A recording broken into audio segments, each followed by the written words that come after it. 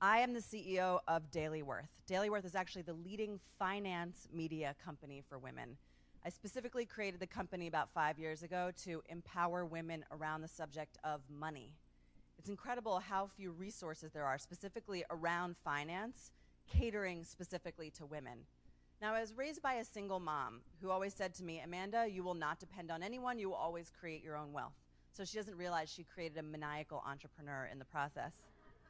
And what happened in my 20s is I got really good at making money. I was making $200,000 a year as a computer programmer, building other people's businesses and lots of other little startups of my own. But what happened when I turned 30 was I built a life that was too expensive. And so I started reading finance media like Money Magazine and Kiplinger's. And what I found was they were just really inapplicable to my life and kind of boring. So I realized that women are making the majority of the financial decisions in the household. I really need to create a finance media company specifically geared to women. Now, what I'm here to talk to, I'm speaking to all of you as leaders, not even as potential leaders, not even as future leaders, but as leaders right now. And the purpose of my speech with you today is to invite you to take your own financial prosperity as seriously as you take your causes and the things that you care about. Because one of the reasons that I started my business, Dailyworth, which will reach as many as 2 million women next year. It's funny what happens when you put an engineer, a techie, in charge of a media company. We know how to make them grow. One of the reasons why I started this company was I had this friend named Leah Endres. She's now actually the Chief Leadership Officer of Nation Builder, for those of you who are familiar with this very large technology platform out in California. When we were close friends back in 2007, we were on the phone, and she said, Amanda, I just got this job as executive director of a green jobs organization out in San Francisco, and then in the same breath she said, but I still can't afford to pay my rent. This was probably somewhere around 2007. And I'm sitting there going, how is it that there are these incredible women leaders that I believe in that are still not negotiating to be able to pay the basics of their rent? So this is one of the many things around women and money, which is an endlessly fascinating and complicated topic that I've become fascinated by. So I am here specifically to give you very actionable steps on how to take your own finances seriously. Just two more small anecdotes and what's been funny about building Dailyworth over the years is when I've raised $4 million in venture capital to build this business so far, probably more in the future. Thank you. Many VCs turned me down because they said, well, my wife isn't really interested in money, but she is interested in spending it. So this is a pretty pervasive, philosophy on where a lot of women fall short in terms of money, is that we're not actually interested in it. And then the second funny anecdote was I was sitting on a train next to an investment banker, traveling between New York City and Philadelphia, office, home for me. I travel between the two constantly. And I told this investment banker what I did for a living. And he looked at me and he said, on a certain level, don't you just want to be taken care of? And I said, no, but my ex-husband and my boyfriend do. Thank you very much. So, anyway, and then he asked me out on a date, which was weird, because it was just like a power play thing. Like, I didn't think the guy actually wanted to date me. I think he was just annoyed with my response. He was like, I'm going to dominate you no matter what. But anyhow, so here's where I think we're really struggling as women leaders, and my invitation to you as leaders about how we're going to change this conversation around money. Ready? First thing, Sheryl Sandberg, I love you, but in your articles and in your book, you said you're not interested in money. I wrote Sheryl a personal email, and I said, Sheryl, I understand you have like billions of dollars. I understand you have money managers. I understand you have a husband who does love managing the money. That's awesome. Please change the language from I'm not interested in it to I am interested in it and I'm delegating it, but I'm still managing it. And she wrote me back and she said, Amanda, I totally agree with you. Thank you. So yes. She's such a nice woman. Love her for that. So that's the first thing. The second thing is what is up with women leaders who think that their own earning potential is in direct conflict to the amount of contributions they can make in the world? So I've been coaching a woman named Steph. We've been actually bartering coaching at 9 a.m. every morning. She's got this thriving leadership business in the Catholic schools world where she's cultivating all these teenage girl leaders. But she cannot put 3 cents together right now. And there's no justification. So we were sitting on my back porch and I said, Steph, how much money do you want to make next year? In your wildest dreams. She said, 150,000. And I said, how about 300,000? I love throwing out numbers. I'm like, how about 2 million? Like, why limit yourself? And she's like, oh God, no, I cannot do that. And I said, why can't you make $300,000? She said, if I make too much money, then I become one of them and I'm no longer helping people. So I just want to like string together these threads. Where are you telling yourselves similar stories? Because I'm sure that once women start taking themselves seriously in terms of our own economics, it's really just going to help put forth our own power and influence in the world. So fortunately, I'm working with Steph, and we're having enormous breakthroughs, and she's really doing a lot of work to unravel a lot of this. Now, there's another really pervasive story around women and money. At Dailyworth, we send out a lot of surveys, we do a lot of studies of our readers, and the number of women who are earning even over $100,000 a year still say, I'm bad with money. Money is a pain in the butt. Like, how are you supposed to manage, the hundreds of thousands of transactions that we deliver on with the complexity of what it means to have a mortgage and a car and tuition and debt and all of these things. I mean, money is really difficult. But to say that you are bad with money is like kind of cutting yourself off at the knees before you get out of the gate. So what I'm going to help you do right now, which is kind of like, here's my contribution to you in terms of like basic personal finance lesson, is the beginning of like, let's just stop saying we're bad with money and say, I'm learning how to become a money manager. I'm in the process of learning how to become a money manager. So that's the final thing. So we're living in fascinating economic times in terms of the problems that I'm identifying. Then we'll get into the more of the solution part, which I know is very exciting. So we're living in fascinating times. I don't know if all of you are aware of this, but women are about to, in the next 10, 15 years, this is census data that I have validated with Liza Mundi, who writes all of the breadwinner stories for The Atlantic, gone through all the data. Women are set to become equal to men as the breadwinners in the household over the next 10, 15 years. You guys realize like how crazy that is? I mean, what that's doing to the power dynamic of our society? The problem is that we have these gender roles around money that are so ingrained in the way our society works that no one actually thinks this is a good idea. Men are confused about whether or not this is a good idea. Women are confused about whether or not this is a good idea. Women aren't like throwing up their hands and being like, yay, I want to be a money manager. And men aren't sitting there going, here, honey, manage the whole portfolio because that's how I think things should be done. It's not like everyone's leaping forward. But the reality is that women are stepping into this breadwinner role. And it's an incredible opportunity for us as leaders to exert our influence here once we start identifying as money managers.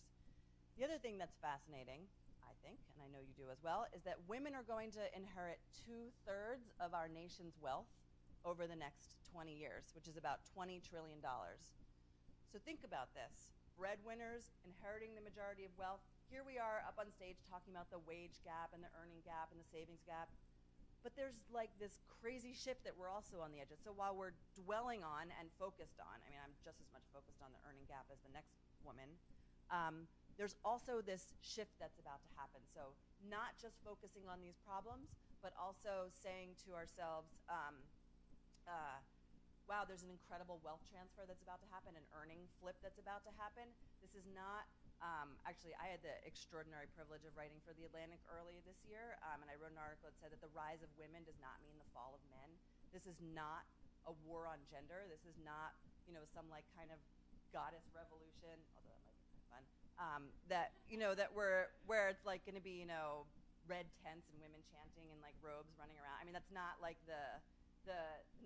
necessarily the paradigm shift that are after here. I mean, I think there's a enormous value of gender equality, which is really what I'm focused on and really what I want to bring about, which is not about women taking over from men, but finally this kind of balance coming into place. So both of these things are happening simultaneously, and both of them are happening at the same time. So here's what I'm asking and inviting all of you as leaders to do. And the first thing is to value yourself as much as your causes, and to really kind of get rid of this whole martyr complex that Steph has been grappling with, which is I can't actually help people if I'm making too much money myself. Actually say, for every extra dollar, an extra $100 grand I make for self, just inspires me to be able to, and enables me to get out there. I actually put on Facebook this morning, I had to leave I'm a single mom now too, funny how history repeats itself, and I left my 4-year-old and my 7-year-old with my cousin at 5 a.m. this morning in Philadelphia to be here this morning. And so I put on Facebook, this morning, you know what I would really love is a full-time Manny, notice I said Manny, full-time Manny who's also a tutor and a private jet so that I can just fly around with my kids and be at everything I need to be and still have my kids. And I was like, why not? And all of a sudden on Facebook, people are like, you know, here's my friend who runs a jet company. Let's start a Kickstarter, you know? And I was like, great. I mean, it's just, you know, obviously I have to walk my own message, but I really believe that my own millions empowers me to be able to just be out here teaching more about money to other women. So I invite you to do the same. Rather than thinking that poverty has to be part of your story, I hear, you know, I left my corporate attorney job so that I could go follow my passion and do what I really wanted to do, but I'm broke. You know, if you have some version of that story, let's like remove the I'm broke part and figure out how the affluence, you know, comes back in. Because you're in charge, you're a leader. It's really important that you value yourself as much as your cause in order to be that much more of a powerful leader. I think you're all getting it. I think we're all on the same page here at this point. So be very interested in your future. So if you do not have retirement savings and you're not saving into an emergency fund, $1,500 a month, I don't care what you make, you need to start getting there. You need to be putting at least $1,000 a month into your own retirement account, whether it's an IRA or your 401k, and you need to be socking that $500 to another $1,000 away in your emergency fund. And I know as leaders, especially those of us coming out of the nonprofit world where I spent many years, you know, you're like, what? Like, I live in New York. Who are you talking to? I am creating, when I was married, I had built this enormously expensive life, and I just spent the last 3 years like unraveling it, changing titles, selling things, returning leases, breaking stuff. This was what inspired me to start Dailyworth when I was like, oh my God, my life costs $15,000 a month, even though I'm making so much money. Like, how did I do this? You're never stuck. Sometimes it takes a few years. You know, now I'm saving $2,000 a month distributed, where I had built no net worth 5 years ago when I started the company. It's funny when you start a company in order to hold yourself publicly accountable to your problems. I recommend it. It's kind of fun. So that's it. And then it's, you know, we go to the dentist. We go to all these different people that help us. Everyone should have a financial advisor. There are many different types of financial advisors. There are those who bill hourly, and then there are those who bill based on your amount of assets. If you don't have assets yet, which you will ultimately have assets, you probably want to go to an hourly, which is called a CFP.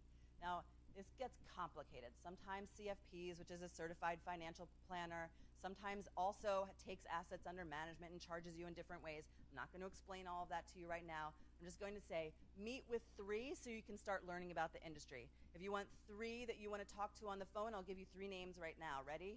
Galia Gashan in New York City. Actually, I'll give you 4. Loretta Hutchinson in Pennsylvania, Manisha Thakur in Arizona, and Kathy Curtis, CFP, out in San Francisco. Call them. I'm sure they will spend a couple minutes on the phone helping you figure out who your ultimate financial advisor is.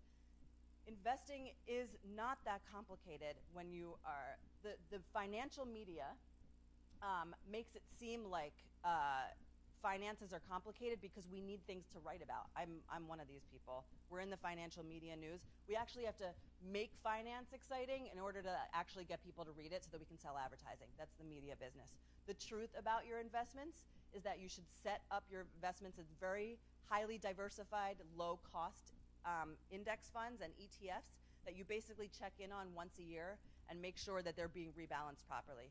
The reason why I'm encouraging you to ultimately have a financial advisor is that this whole rebalancing of investing thing, I ask every financial advisor, I'm like, do you really think the average, even highly educated person, male, female, can rebalance their own portfolio? And I've never, even though they often say, yes, it's possible, I still haven't gotten an explanation that completely makes sense to me, which is why I think that every woman should have at least a financial advisor once a year so that you're rebalancing the way your investments are distributed. That's why 2008 was such a disaster for so many people, because they were carrying too much risk. So that's some of my initial financial advice for you. But then now we have to, in the remaining 3 minutes that I have, I want to take a step back and I want to change a few more conversations about women and money. And this is really because I care about women becoming leaders, because I really care about, and obviously all of you do too here, about women becoming equal to men, there being an equal representation of men and women in the workforce. So there's a few conversations I want us to change. The first one is that women bosses are bitchy. This is one of the things that I hear stories about. Oh, women bosses are mean. I don't know. I have like 7 women investors. I have 4 women on my board. I haven't come across a bitchy one like ever. I don't know where this story, I think this story maybe comes from like years ago, but it's being, and I think it keeps women divided and it keeps us from supporting. All I ever personally experience is women opening up their wallets to my company, women who are there when I have a really bad month and I feel like I'm standing on the edge of a cliff and things are about to fall apart. You know, you have those months. And all I ever experience are the nicest, most supportive, most powerful, self-made, multi-millionaire women who are all standing around me and supporting me. And I want that to become more of the conversation rather than this kind of like female against female powerful woman. I just think it's time for us to completely change that conversation. And then the final conversation, or actually question I'm going to leave you with is, if you forget everything I said today, that's fine. But what I want to leave you with, actually it's not okay. Why did I do that? There's one question that is the most important question that I want to leave you with, because this is what I'm walking around in an investigation of, and I haven't gotten a lot of answers that I'm all that excited about yet, but I know they're going to start popping. So in the next 15 years, women are going to become equal to men as the breadwinners, and women are going to inherit 2/3 of our nation's wealth. So my question for you is, so what? What's going to change? What is it about our lives and about our organizations and about our investments and about our system and about our countries and about our government that's going to change as it accounts to this financial distribution? Because here's the thing, even with women having so much economic power today, we still delegate a lot of our financial decision making to the men in our lives. We still do. We surveyed our most affluent readers, our readers at Dailyworth who are making between $250,000 and $1 million a year in household income, and we asked them to articulate a basic investing strategy, and only 1 in 10 could say beyond have knowledge. There was only 1 in 10 that could even articulate. So we're going to become investment managers. We are going to have this amazing amount of decision making when it comes to money within the next 10, 15 years. So help me God, it's what my business is. I will single-handedly move an entire gender in that direction. What are we going to do with it? That's my ultimate question. I don't have any answers for you today. I know I need my like Manny with the tutor and the jet, like that's what I want. But what is it about? I mean, there is so much that we take for granted that was created because it was all men in charge. Now that we're in charge, what is it we're going to do with it? If you have any questions, if you have any ideas, my email address is amanda@dailyworth.com, and you can reach me on Twitter, Amanda Steinberg, and feel free to friend me on Facebook because I love to be all your friends. So that is the conclusion of my speech today. Thank you so much.